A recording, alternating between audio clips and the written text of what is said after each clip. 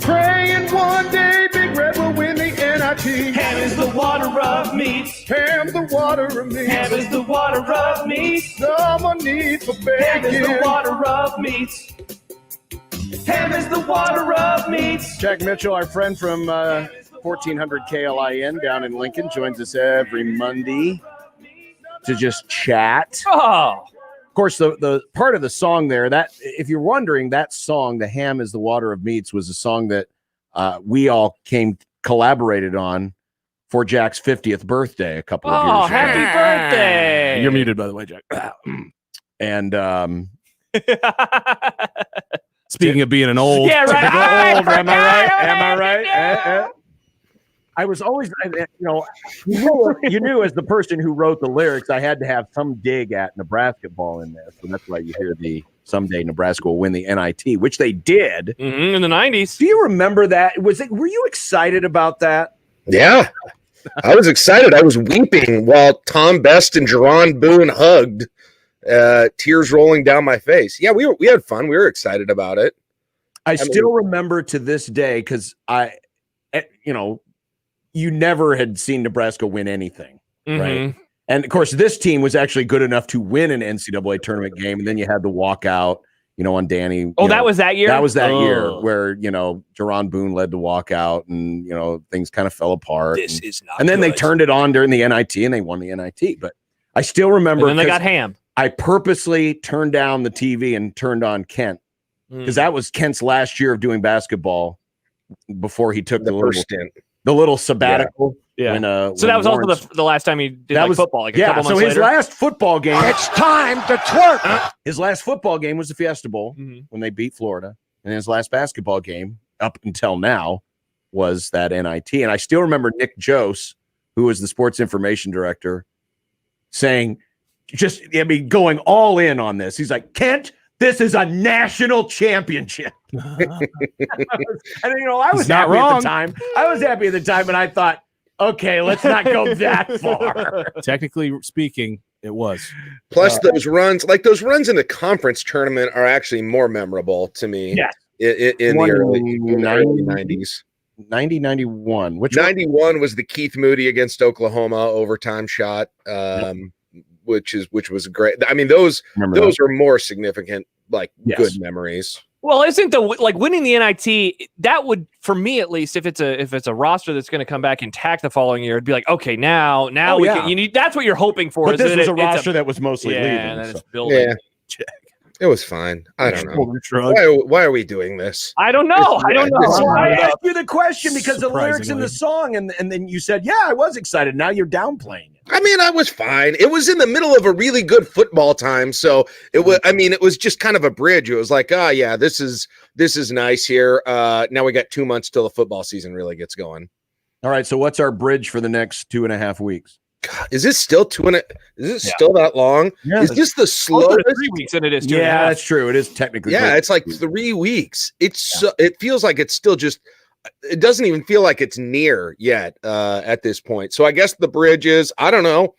I don't really. I know you don't care about the baseball playoffs anymore as much as you did originally. So there's not that. I legit forgot the NBA was on last night. Just forgot it was on. So that's an issue. So I guess we're just going to have to keep watching Texas and Oklahoma lose. That's probably it. Could Oklahoma go winless from here on out? That's something that I'm interested in. Well, they still got Kansas on the schedule, so they should be okay, right? They'll get at least one win. We'll see. Here's a Nebraska football question for you, Jack. What's the biggest reason that you're confident that Nebraska could be okay this year? And what's the biggest reason to be pessimistic about Nebraska footall this year? I'm pessimistic because nothing ever works out anymore. All right. First of all, I mean, pretty much. I mean, I don't know what that feels like. Why would I start feeling it now? I don't. It just feels like that's always what it's going to be like. Confidence. Just that, man, this isn't real. You're not going to get the most optimism from me here, but just that you got a weird season and it's going to be. Weird stuff's going to continue to happen. You pull off one upset at the beginning and it's going to feel like if you would say beat Wisconsin in week 2, maybe without their quarterback, all of a sudden that changes a ton right away, and you get the momentum of something like that. And having a tough game at the beginning of your schedule actually helps. Maybe you shouldn't have been whining about it. I don't know.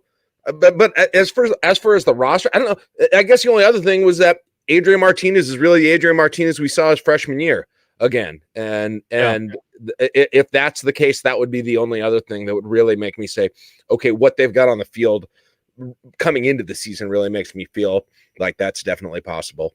Yeah, we need to start this right now, because I know Nebraska fans still have it in them to downplay anything that happens that's good. It's one of the strangest heel turns in the history of fandom. It used to be you couldn't shut Nebraska fans up about how confident they were about their football team. Now it's, well, they won, but, and then they laundry list of excuses. No excuses, Wisconsin, if Nebraska beats you without Jack Cohen. No excuses. It's a win. It counts. Injuries happen. Not that we wanted Jack Cohen to get hurt, but he's going to be out for a few weeks, and so next man up. I guess we'll find out just how good that Wisconsin the one really is. Yeah, I was going to say the one thing people don't know, and people just don't talk about much with Wisconsin, is they've got a really stout offensive line that they've built, and it's gone under the radar in some ways. People look at the skill positions. People talk about a lot of their running backs, great running backs. I read a column a while back that talked about this, and it was like, oh my goodness, now that you say it, you're right. They seem to push people around. I know it's kind of a blue collar job, and they don't quite get the credit that a lot of the guys on the field do, but something to watch for in that second game is the physicality of the Wisconsin on the sides. People forget that. Do you have a pet peeve for every Big Ten team? No, that's a good take, though. This is a spot on Wisconsin, their offensive line actually good. Yeah, obviously. Yeah, but I mean that's true, but it's also don't write obvious columns then, people. I've tried to build in little reasons to dislike. Yes, John. They answer your question. That's what I'm saying. I'm trying to identify Northwestern, the plucky underdog. Indiana constantly being disrespected when they're not being disrespected. What's your pet peeve for Iowa? Oh, the in-laws. What about Illinois? How do you hate Illinois? Red Grange was overrated. The main critique I usually have about Illinois during basketball season is they have the worst lit gym in all of America. Good take. That's one of my biggest things with Illinois. I don't know that I've got a lot. I mean, Nebraska always beats them, except for the Mike Riley year where they screwed it up in football. So I don't have a good one against Illinois. Take the S out if you don't want us to pronounce it. What? Take the S out if you don't want us to pronounce it. That seems like a Jack Mitchell take. That's true. No, I don't have a ton on them. And then, Minnesota, it's just PJ Fleck is a weirdo. That's easy. Yeah. That's fun. Purdue? Purdue Pete. And that scary Purdue Pete mascot. He should be a reason that we should like Purdue. Oh, no, that thing's scary. What about Jeff Brom, Jack? You were really annoyed by him a few years ago when everyone said he was good. I was? I thought so. I don't remember that. I don't have. I need to add. I mean, I'm not opposed to having one. I would like to. That's something I aspire to, is have a go-to for each of the Big Ten schools. For Rutgers, it's that they play dance remix of Oasis songs at their basketball games. I was just going to ask what really grinds your gears about Rutgers. And you actually have something. Yeah. Okay. Yeah, they're in the league to they're begin actually with. Here. Ooh, Maryland. Why do you hate Maryland? That was my next one. I used to be. See, a lot of these that aren't good football rivalries. It's more basketball stuff. Yeah. Like for a while, they looked like the basketball team that was most likely to also be a boy band on the weekends. Who was it? Who was the guy who Ferdinand who stepped over? Oh, yeah, Ferdinand. We watched it for Wang Nacho. Yes. Yeah. Who was it? Yeah. It was Ferdinand. Bruno Fernando. Yeah. That's Jack's pet peeve. I mean, that's not a good thing I can poke at them repeatedly, though. That's what I'm trying to develop, a go-to poke for every Big Ten school. And I've got it for about 80% of the conference, but I'm always looking for new material. Well, it's only been 10 years. I mean, you got to give it time. Oh, yeah. You got to let these things fester and boil. It'll happen. So Lincoln's the talk this week, and we're going to talk with Sip here in about an hour about college football and crowds, because every game that's been on TV, I don't know if I've seen a game on TV yet where there wasn't at least some fans, right? most everybody who's playing also is playing in front of some semblance of fans. Big Ten is not going to, outside of, parents, and that's about it. But I was, when you look at Lincoln's test numbers, they've been double digits. What is it, 6 weeks now? 6 weeks running. In terms of percentages? Yeah, the percentages have been. Yeah, they've been up there. It's always kind of right around between 10 and 14, and the total for the week is the days, it's usually just under 100 a day. It feels like it's been that way for over a month. Which, if we threw ourselves back into July mode or June mode, people would be losing their minds. But this has been going on for 6 weeks now. It makes you wonder, even if the Big Ten were to lift, say by the second half of the season, the fan ban, if Lincoln would still be allowing fans. I think they would, because Pinnacle Bank Arena had a rodeo event they allowed fans into over the weekend for the first sporting event at Pinnacle Bank Arena. They allowed people, to go. They had a Beach Boys concert, and that was a while back at Pinewood Bowl when the numbers were down a little bit. But they haven't really, they're allowing fans in the high school games. It's a limited number, though. And that's something that the health department is in. The health department, for all of the people who want to make them to be, this hard-fisted ruler, iron-fisted ruler on everything, hasn't said no to a lot of events, I think. And so I think, I don't know what the numbers would be like, but I don't really, if they had the opportunity to let a limited number of fans, I think they also understand the political benefit of doing that. I think if the Big Ten let it happen, it would happen. Do you want that, Jack? Like the Georgia game, I know caught a lot of criticism over the weekend because they were showing the fans, and there was one shot in particular where nobody was wearing a mask, and it didn't seem like that they were far apart. And certainly one of my fears is that happening here, for not only the optics perspective, but obviously what it could mean for people in Lincoln. Do you want that? A little, but the only reason I do is just because it will aid the product of watching it on TV or listening on the radio to it. That's really the only reason I particularly care. I still think it's not it. For some reason, like that Iowa State game, you could really tell. I don't know if they let a lot of people in that game or they were all sitting closer, but something about that Iowa State game, you could feel the fans more than you could in any other game. But yes. I'm not. But beyond that, I don't think you have been able to. It has not been a huge different feeling for me, with a few exceptions. There's a few on each side, and I think I told you guys last week about how I thought that Raiders game felt oddly empty. I thought that Iowa State game felt oddly full, but most of the rest of them are just kind of, in the middle somewhere. Watching the NFL game last night, I don't know. It just, it didn't come into my mind. So I really just, I don't care that much. That is not, if they don't, it is definitely not going to have a huge impact on how much I look forward to the season and watching the games.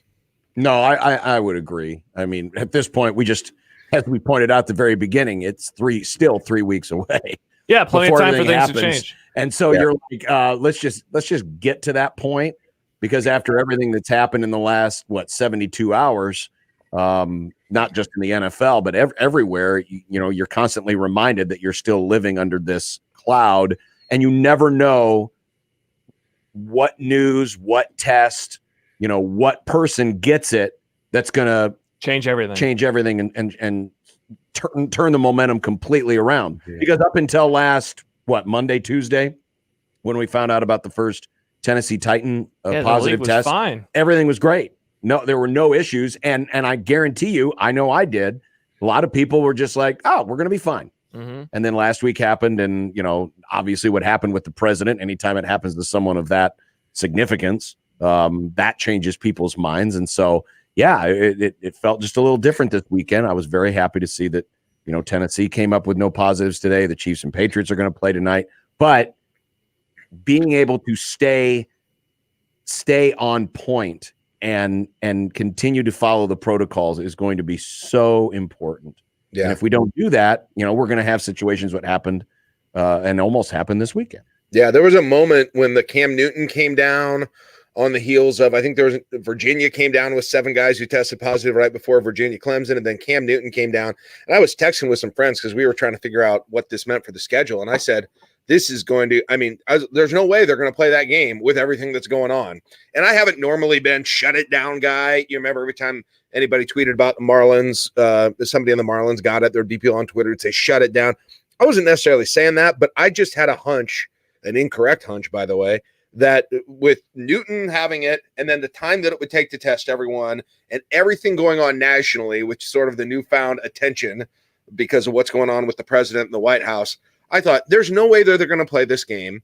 Tennessee's in trouble for next week. That's going to be a scheduling nightmare. This schedule is about to get ravaged on this whole thing. That didn't end up happening for whatever reason, but I am much more concerned about that being a possibility now after the last few days.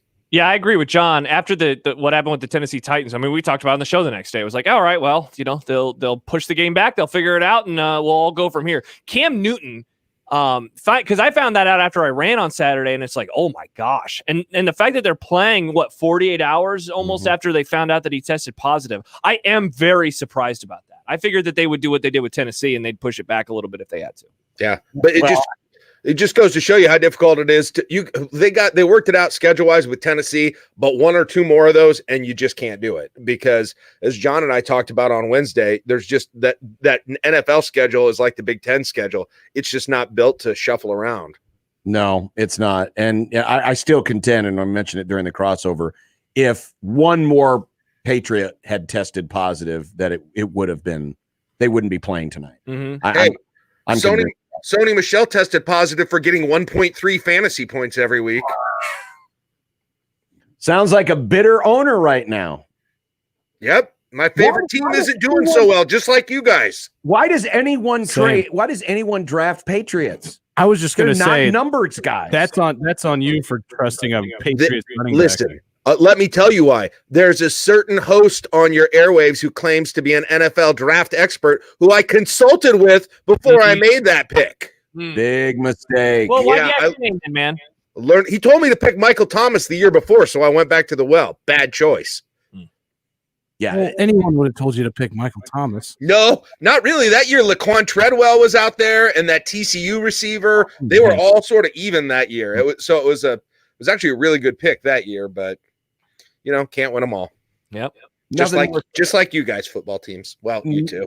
Some of us are doing just fine, thank you. And there's a special satisfaction I get. So my stepson, who's living on the East Coast, is a Giants fan. And so cool to get the call after the game about A, he's mad because the Giants lost, and B, mad at Jared Goff because he only scored him like 8 fantasy points or whatever the heck it was. It was doubly satisfying for me that week. I could both mess with his favorite team and his fantasy team at the same time. That's good. That's good. Hey, if you're good stepdad, if you're going to be dumb enough to play that crap, then suffer the consequences. I'm starting to agree with you. This might be my last fantasy year. I don't need any more anxiety. Wow, Steve. Well, I've been spoiled. It was like a good investment for me. I was winning a lot. It makes sense if you're someone like Jack who does not have a team or has had every team at one point in his life. Yep. But if you have a team, to me it ruins my enjoyment of watching. That doesn't bother me as much as just I've been really bad now and I hate it, and it makes me sad about one extra thing I don't need to be sad about. All right, so you're in last place. No, I'm not in last place, but I could be soon. I just had a particularly bad. I was sitting in the TV screen last night, just screaming like, "Where is Jeffrey Wilson? We're treating Jerick McKinnon like he's freaking Earl Campbell. Could we get Jeffrey Wilson some yards?" Jerick McKinnon had 87 carries that night. Is he the most is he like the you have Jeffrey Wilson on your fantasy team? Yeah, that's how it's going, Stibbs. I've got Jeffrey Wilson. Is this a 20-team league? What's going on here? It's a 14-team league, and it is the most 40-team league. 14, and it's the most competitive. I mean, Schaefer will tell you about it. He's in. I recruited him. We're in our. Let's see. We started in 2004, so we're in our 16th year of this. Yeah. Yeah, I've seen the trophy. It was in my office once. It was. Thank you, Chris Cooley and Clinton Portis. Long time ago. Oh, Clinton Portis. It was in the office. Yeah. All right. Well, good luck with your fantasy team. You're so condescending. Isn't he? Well, I'm sorry. He really It's is. fantasy. I don't care. I didn't ask you to. I just made one offhanded comment. I'm not the guy who goes around and gives updates every day, but I think it's funny that Sony Michel is such a frustrating player, and he has me screaming my head off at Rex Burkhead.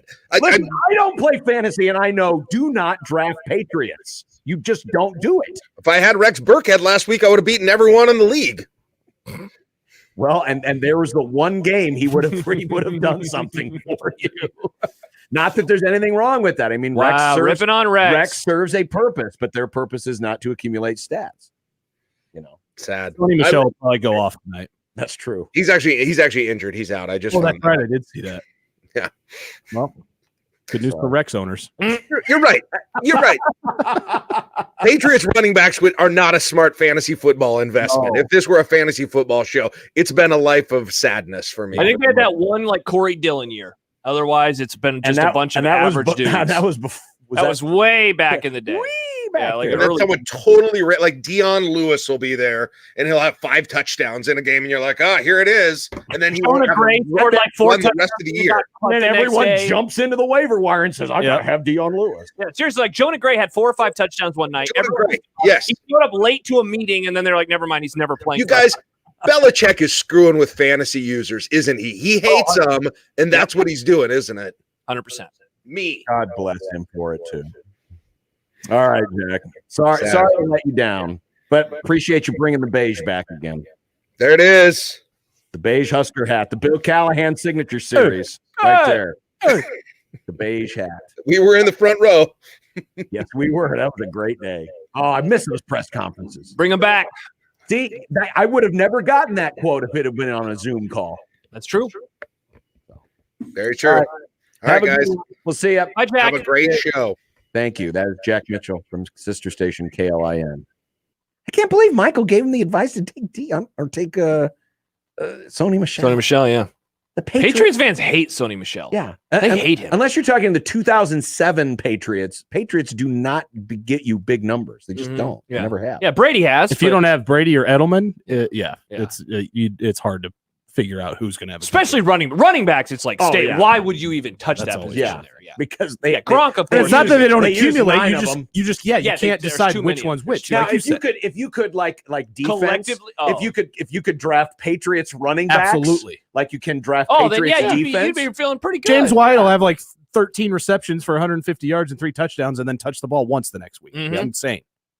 All right, that was way too much fantasy talk. Yeah, I why did we apologize. do that? I'm sorry about It's that. John's fault. Very sorry. Very sorry. Yeah. We have to get into the hot take market coming up. Hell yeah. So that Steve Sipple, speaking of hot takes Mm. and more, 1620 The Zone.